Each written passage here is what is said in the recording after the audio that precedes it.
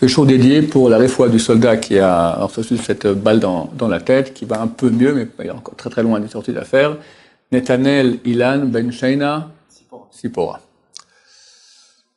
Un grand rabbin qu'on appelle, Avi Yeshivot, le père des Yeshivot en Israël, c'est le Rav Isser Zalman Meltzer. Il a écrit un livre très connu sur les Chidushim, sur le Rambam, sur Maïmonide, Even Hazel.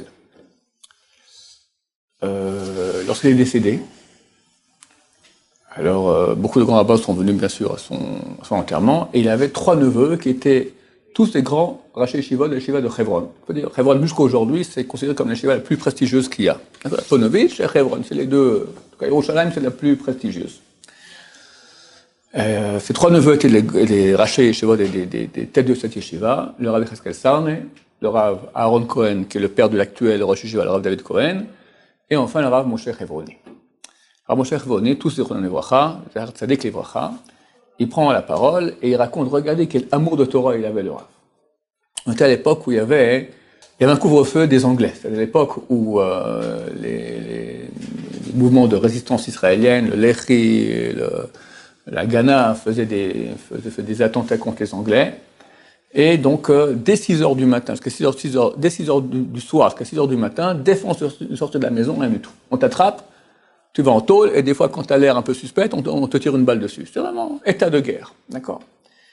Le Rav Moshe Hevroni, à 2 heures du matin, il étudie la Torah. Du coup, on tape à la porte. Il a très très peur. Qui peut taper à 2 heures du matin? Certainement une patrouille, quelque chose qui cloche. Moi, je ne parle pas l'anglais, et j'ai peur qu'ils me mettent en tôle, enfin, terrible. Il fait une prière à Hachem, et il va lui dire qui c'est. Alors, on répond, il dit, je suis ton oncle. On comprend tout de suite. Le Rav Isser Zalman Meltzer. Il ouvre la porte, mais tonton, qu'est-ce que tu fais là? J'ai une couche dans le Rambam. Je n'arrive pas à comprendre, il faut que tu m'aides. Mais tu viens comme ça en milieu de la nuit, c'est super dangereux. C'est extrêmement. Et si tu es suspect, il faut tirer une balle. J'ai une couche du Rambam, je ne pouvais pas dormir toute la nuit. Il faut que tu m'aides à trouver un tirout. Bon, il s'assied, il lui explique la couchia, la question qu'il a dans le Rambam.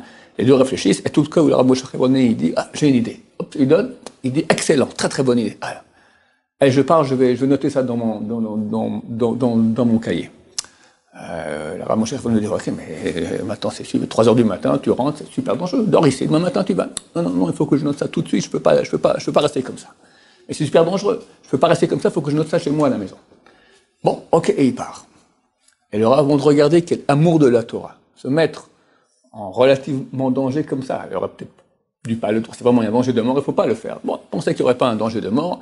Quel amour extraordinaire de la Torah pour une coucha du Rambam.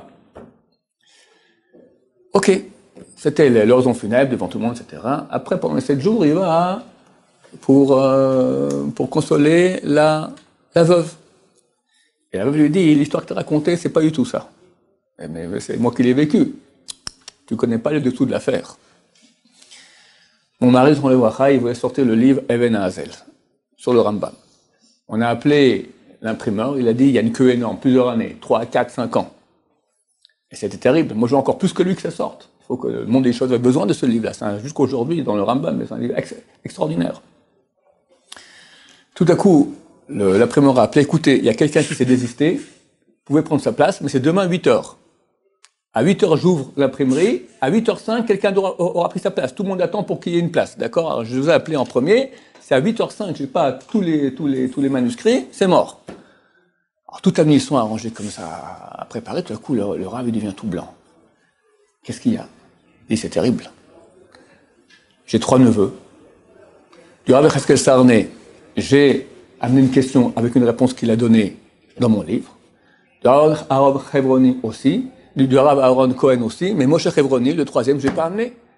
Je l'ai amené des 2 et pas de lui, ça va faire un scandale diplomatique.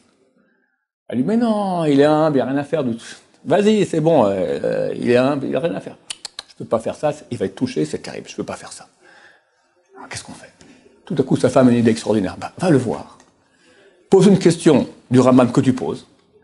Aiguille-le un peu sur le théros que tu as donné, et après tu écriras ce théros en son nom. Très bonne idée. Et là, il prend le risque de partir en pleine nuit, avec les patrouilles, etc. Il va, et là, le Rav, il donne la bonne réponse, extraordinaire, et il est revenu à la maison, il fallait vite rentrer, mettre ça dans les écrits, pour qu'il puisse à 8 heures être à l'imprimerie pour avoir aussi le nom du troisième neveu qui ne va pas manquer dans son livre. Donc regardez, un, quel amour de la Torah, deux, quel amour de son prochain. Faire attention, se mettre en danger pour ne pas faire un piguia, pas toucher quelqu'un. On parle maintenant d'un Talmid Chacham, le Rav Moshe Chevroni. Bon, il n'a pas mis mon nom, c'est pas grave, rien n'a changé, d'accord? On sait jamais. On sait jamais. Comment faire attention à son prochain? C'est la grandeur des grands de Torah. Ils étaient grands en Torah, mais aussi très très grands dans la relation avec l'autre. Et c'est qu'ainsi que Dieu veut que nous soyons. Aussi grands en Torah, mais aussi très grands dans l'attention à l'autre. Et ça demande beaucoup plus de difficulté d'être grand avec l'autre que d'être grand en Torah. Moi, je suis ni grand là, ni grand là. Je ne sais pas lequel est plus dur, mais il me semble que c'est beaucoup plus délicat. Ce grand Torah, il faut apprendre ce qui est écrit. Ok, t'apprends. Faut pas, ça manque, c'est pas tellement de l'ego et de la finesse, mais là, quand c'est par rapport à l'autre, chaque cas c'est différent, chaque fois une finesse, il faut réfléchir à chaque chose qui sont pas écrites. Chaque cas, chaque jour, t'as une nouvelle chose. Faire attention à son prochain, c'est ça une vraie grandeur de Torah. Baruch Adonai, l'olam, amen, va amen.